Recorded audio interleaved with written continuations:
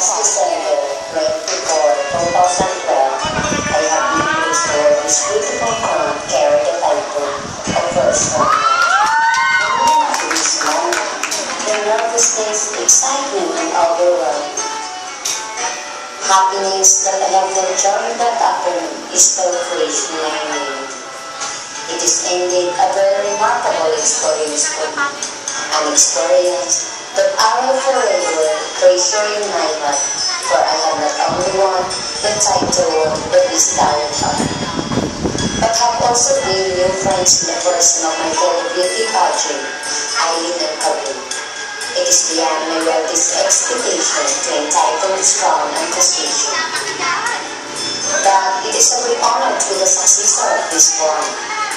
I'll continue doing what I will do, at which is working with my heart for truth. I will take this reward, customer sincere gratitude and smile. Thank you. Merry Christmas and Happy New Year. Thank you very much, Miss Jeneline Cinco. Oo, dalawang napansin. Yan, tsaka sa paa. Kaya nga, ngayon ko na napansin. Oo, baka na talaga.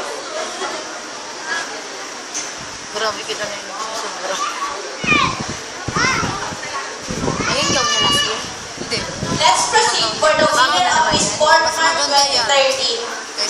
Award will be given by last year title holder and Miss Jeneline Cinco and Miss Ruby Praktisala.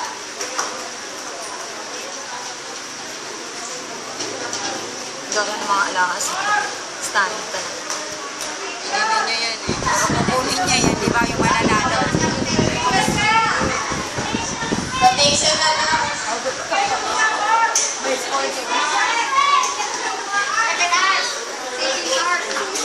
7 hours. Malinda, no? Malinda check.